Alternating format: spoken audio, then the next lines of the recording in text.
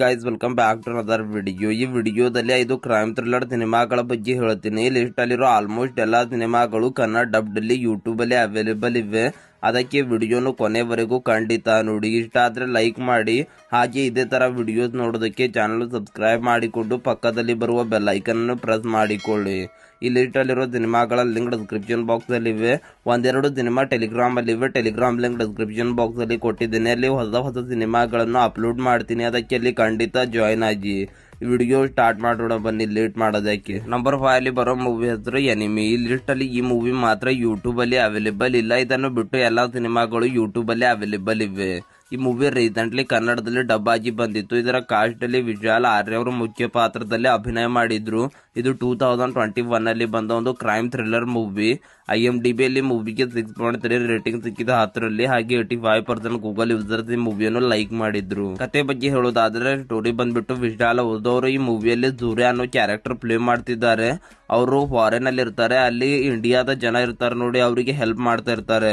ಮುಂದೆ ಆರ್ಯ ಅಲ್ಲಿ ಬಂದು ಒಬ್ಬನನ್ನು ಕೊಲೆ ಮಾಡೋದಿರುತ್ತೆ.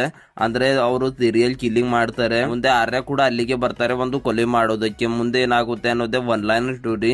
ಇದರಲ್ಲಿ ಆರ್ಯ ಹಾಗೆ ವಿಶಾಲ್ ಅವರ ಪರ್ಫಾರ್ಮೆನ್ಸ್ ತುಂಬಾನೇ ಚೆನ್ನಾಗಿದೆ. ಆರ್ಯ ಅವರು ವಿಲನ್ ರೋಲ್ ನಲ್ಲಿ ಕಾಣಿಸಿಕೊಂಡಿದ್ದಾರೆ. ಅವರ ಪರ್ಫಾರ್ಮೆನ್ಸ್ ಅಂತೂ ತುಂಬಾನೇ ಚೆನ್ನಾಗಿದೆ. ಮೂವಿಯನ್ನು ಒಂದ್ಸಲ ಖಂಡಿತ ನೋಡಿ. ಟೆಲಿಗ್ರಾಮ್ ಅಲ್ಲಿ ಹಾಕಿದ್ದೀನಿ, ಕನ್ನಡ ಡಬ್ಡ್ ಅಲ್ಲಿ ಬಂದಿದೆ. ನಂಬರ್ 4 ಅಲ್ಲಿ ಬರೋ ಮೂವಿ ಹೆಸರು ಲೂಸಿಯಾ. ಇದು 2013 ಅಲ್ಲಿ ಬಂದ ಕನ್ನಡ ಭಾಷೆಯ ಒಂದು ರೊಮ್ಯಾಂಟಿಕ್ ಸೈಕಾಲಜಿಕಲ್ ಥ್ರಿಲ್ಲರ್ ಮೂವಿ. ಈ ಮೂವಿ ಯೂಟ್ಯೂಬ್ ಅಲ್ಲೇ ಅವೈಲೇಬಲ್ ಇದೆ. ಅದಕ್ಕೆ ಕವರ್ ಮಾಡ್ತಾ ಇದ್ದೀನಿ. ಹಾಗೆ ತುಂಬಾ ಜನ ಕಾಮೆಂಟ್ ಮಾಡಿದ್ರು ಈ ಮೂವಿಯನ್ನು ಟೆಲಿಗ್ರಾಮ್ ಅಲ್ಲಿ ಹಾಕಿ ಅಂತ. ಈ ಮೂವಿ ಯೂಟ್ಯೂಬ್ ಅಲ್ಲೇ ಅವೈಲೇಬಲ್ ಇದೆ. ಡಿಸ್ಕ್ರಿಪ್ಷನ್ ಬಾಕ್ಸ್ ಅಲ್ಲಿ ಲಿಂಕ್ ಕೊಟ್ಟಿದ್ದೀನಿ, ನೋಡ್ಬೇಕಂತ ಇದ್ರೆ ನೋಡಬಹುದು. IMDb ಅಲ್ಲಿ ಮೂವಿಗೆ 8.3 ರೇಟಿಂಗ್ ಸಿಕ್ಕಿದೆ 10ರಲ್ಲಿ. ಹಾಗೆ 94% ಗೂಗಲ್ ಯೂಸರ್ಸ್ ಈ ಮೂವಿಯನ್ನು ಲೈಕ್ ಮಾಡಿದ್ರು. ಇದರ ಕಾಸ್ಟ್ ಅಲ್ಲಿ ಶ್ರುತಿ ಹರಿಹರನ್, ಸತೀಶ್ ನೀನಾಸಂ ಅವರು ಮುಖ್ಯ ಪಾತ್ರದಲ್ಲಿ ಅಭಿನಯ ಮಾಡಿದ್ರು. ಹಾಗೆ ಪವನ್ ಕುಮಾರ್ ಅವರು ಡೈರೆಕ್ಟ್ ಕೂಡ ಮಾಡಿದ್ದಾರೆ. ಹಾಗೆ ಒಂದು ಕೆಮಿಲ್ ರೋಲ್ ನಲ್ಲೂ ಕೂಡ ಕಾಣಿಸಿಕೊಂಡಿದ್ದಾರೆ. ಕತೆ ಬಗ್ಗೆ ಹೇಳೋದಾದ್ರೆ ಸ್ಟೋರಿ ಬಂದ್ಬಿಟ್ಟು ಸತೀಶ್ ನೀನಾಸಂ ಅವ್ರದ್ದು. ಇದರ ಕತೆ ಬಗ್ಗೆ ಹೇಳಲ್ಲ, ತುಂಬಾನೇ ಕಾಂಪ್ಲಿಕೇಟೆಡ್ ಆಗಿದೆ. ಮೂವಿ ನೋಡಿದ ಮೇಲೆ ನಿಮಗೆ ಅರ್ಥ ಆಗುತ್ತೆ. ಇದೊಂದು ಬೆಸ್ಟ್ ಮಾಸ್ಟರ್ ಪೀಸ್ ಮೂವಿ ಅಂತ ಹೇಳ್ಬಹುದು. ಒಂದ್ಸಲ ಖಂಡಿತ ನೋಡಿ. ಡಿಸ್ಕ್ರಿಪ್ಷನ್ ಬಾಕ್ಸ್ ಅಲ್ಲಿ ಲಿಂಕ್ ಕೊಟ್ಟಿದ್ದೀನಿ. ನಂಬರ್ 3 ಅಲ್ಲಿ ಬರೋ ಮೂವಿ ಹೆಸರು దేవుడు చేసిన మనుషులు. ಈ ಮೂವಿ 2012 ಅಲ್ಲಿ ಬಂದಿತ್ತು. ಇದೊಂದು ತೆಲುಗು ಭಾಷೆಯ ಫ್ಯಾಂಟಸಿ ಆಕ್ಷನ್ ಥ್ರಿಲ್ಲರ್ ಮೂವಿ. ಇದೊಂದು ಆವರೇಜ್ ಮೂವಿ. ರೀಸೆಂಟ್ಲಿ ಕನ್ನಡದಲ್ಲಿ ಡಬ್ ಆಗಿ ಬಂದಿತ್ತು. ಈ ಮೂವಿಯನ್ನು ದೇವರು ಸೃಷ್ಟಿಸಿದ ಮನುಷ್ಯರನ್ನು ಟೈಟಲ್ ಜೊತೆ ಕನ್ನಡ ಡಬ್ ಮಾಡಿದ್ದಾರೆ. ಯೂಟ್ಯೂಬ್ ಅಲ್ಲಿ ಅವೈಲೇಬಲ್ ಇದೆ. IMDb ಅಲ್ಲಿ ಮೂವಿಗೆ 3.7 ಒಂದು ಆವರೇಜ್ ರೇಟಿಂಗ್ ಸಿಕ್ಕಿದೆ. ಹಾಗೆ 61% ಗೂಗಲ್ ಯೂಸರ್ಸ್ ಈ ಮೂವಿಯನ್ನು ಲೈಕ್ ಮಾಡಿದ್ರು. ಇದರ ಕಾಸ್ಟ್ ಅಲ್ಲಿ ರವಿತೇಜ, ಇಲಿಯಾನಾ ಡಿಕ್ರೂಸ್ ಅವರು ಮುಖ್ಯ ಪಾತ್ರದಲ್ಲಿ ಅಭಿನಯ ಮಾಡಿದ್ರು. ಈ ಮೂವಿ ಯೂಟ್ಯೂಬ್ ಅಲ್ಲಿ ಅವೈಲೇಬಲ್ ಇದೆ. ಇಂಟ್ರೆಸ್ಟೆಡ್ ಇದ್ರೆ ಚೆಕ್ಔಟ್ ಮಾಡಬಹುದು. ಇದೊಂದು decent one time watchable movie. ಅಷ್ಟು ಚೆನ್ನಾಗಿಲ್ಲ, ಟೈಮ್ ಪಾಸ್ ಮಾಡೋ ಸಲುವಾಗಿ ನೋಡಬಹುದು. ನಂಬರ್ 2 ಅಲ್ಲಿ ಬರೋ ಮೂವಿ ಹೆಸರು ರೆಕ್ಕಾ. ಇದು 2016 ಅಲ್ಲಿ ಬಂದ ಒಂದು action romantic thriller movie. IMDb ಅಲ್ಲಿ ಮೂವಿಗೆ 5/10 ರೇಟಿಂಗ್ ಸಿಕ್ಕಿದೆ. ಹಾಗೆ ಗೂಗಲ್ ಯೂಸರ್ಸ್ ಕಡೆಯಿಂದ 64% ಗೂಗಲ್ ಯೂಸರ್ಸ್ ಈ ಮೂವಿಯನ್ನು ಲೈಕ್ ಮಾಡಿದ್ರು. ಇದರ ಕಾಸ್ಟ್ ಅಲ್ಲಿ ವಿಜಯ್ ಸೇತುಪತಿ, ಲಕ್ಷ್ಮೀ ಮೆನನ್, KS ರವಿಕುಮಾರ್ ಅವರು ಮುಖ್ಯ ಪಾತ್ರದಲ್ಲಿ ಅಭಿನಯ ಮಾಡಿದ್ರು.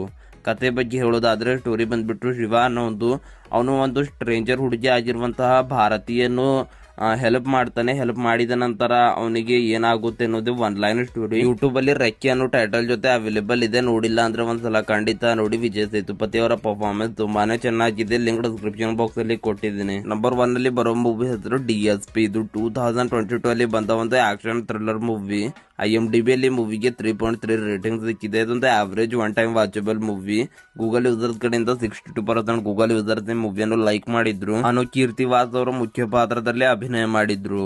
ಕತೆ ಬಗ್ಗೆ ಹೇಳೋದಾದ್ರೆ ಸ್ಟೋರಿ ಬಂದ್ಬಿಟ್ಟು ವಾಸ್ಕೋಡ್ಗಾಮ ಅಂತಂದ್ರೆ ವಿಜಯ್ ಸೇತುಪತಿ ಅವ್ರದ್ದು. ಅವರು ಮಿಡಲ್ ಕ್ಲಾಸ್ ಹುಡುಗ ಆಗಿರ್ತಾರೆ. ಅವರು ಅದೇ ಊರಲ್ಲಿರುವಂತಹ ಒಂದು ದೊಡ್ಡ ಗ್ಯಾಂಗ್ಸ್ಟರ್ ಆದ ಗುಡ್ಲು ರವಿ ಅನ್ನೋ ಜೊತೆ ಜಗಳ ಆಗುತ್ತೆ. ಮುಂದೆ ಗುಡ್ಲು ರವಿಯನ್ನು ಕೊಲ್ಲೋಕೆ ವಿಜಯ್ ಸೇತುಪತಿ ಅವರು DSP ಆಗ್ತಾರೆ. ಮುಂದೆ ಏನಾಗುತ್ತೆ ಅನ್ನೋದೇ ಒನ್ ಲೈನ್ ಸ್ಟೋರಿ.